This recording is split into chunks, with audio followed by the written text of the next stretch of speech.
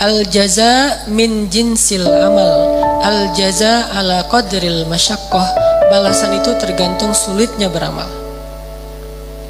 Balasan itu tergantung sulitnya beramal. Makin sulit dalam beramal, makin besar balasan di sisi Allah Subhanahu wa taala.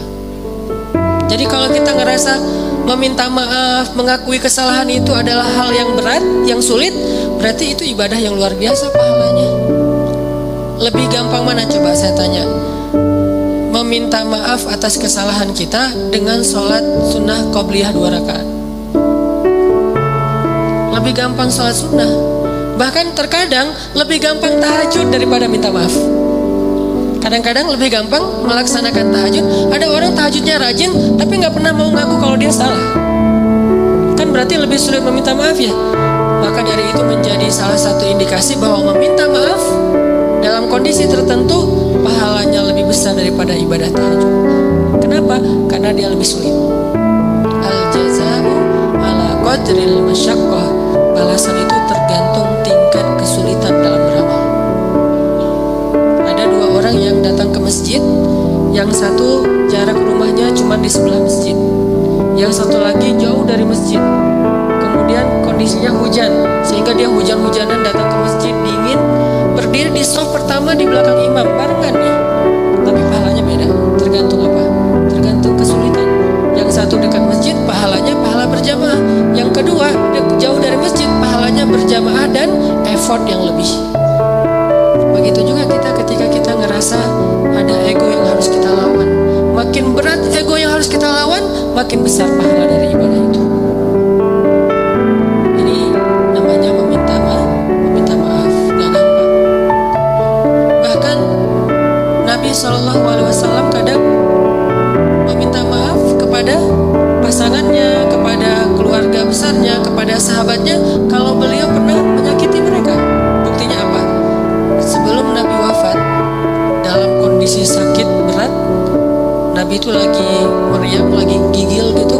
Tiba-tiba Nabi berdiri dalam keadaan yang gemetar gitu, gak kuat berdiri.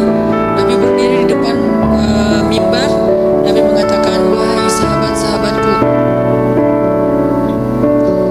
wahai sahabat-sahabatku, kalau aku pernah menyakiti kalian sebelum ini, maka maafkanlah aku.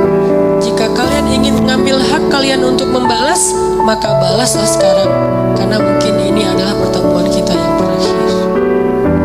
Bayangin seorang nabi yang jasanya itu udah lebih daripada ibu ke anak kan. Jasa ibu ke anak masih kalah dengan jasa nabi kepada umatnya. Apa yang membuat nabi begitu luar biasa bisa melawan ego beliau? Iman. Obat ego itu adalah iman. Karena beliau yakin semua yang terjadi di dunia ini nanti akan dipertanggungjawabkan nanti di akhirat.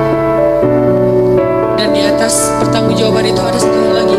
Karena meminta maaf itu adalah salah satu ciri hamba yang dicintai Allah Subhanahu wa taala. Allah tuh cinta banget sama hamba yang senang meminta maaf, baik kepada Allah ataupun kepada manusia. Allah senang banget. Makanya ada istilah li'ajlika rabbi. Apa arti li'ajlika rabbi? Jadikan semua yang kita lakukan itu ini untukmu ya Allah. Kalau karena Allah agak-agak mainstream ya, bahasanya agak kurang berasa. Untukmu ya Allah. Jadi kita meminta maaf. Kenapa saya harus melawan ego saya minta maaf? Ini untukmu ya Allah, saya meminta maaf. Ini untukmu ya Allah, saya memaafkan. Ini untukmu ya Allah, saya menahan amarah. Ini untukmu ya Allah. Ini untukmu. Semua yang kita lakuin dalam kebaikan-kebaikan di dunia tuh, coba kita niatkan, ini untukmu ya Allah. Kalau bukan karena Engkau, saya nggak akan sanggup melakukan ini. Jadi bukan untuk suami, bukan untuk teman, bukan untuk orang tua, mertua, bukan untuk orang lain, tapi untuk Allah. Coba niatkan itu, insya Allah akan lebih ringan. Kadang-kadang yang buat kita ego dan ngerasa berat itu kan ngerasa bahwa ini untuk orang itu ya. Udah dia jahat ke saya terus saya maafin, enak banget. Kalau untuk dia kita ngerasa agak-agak kayak rugi gitu.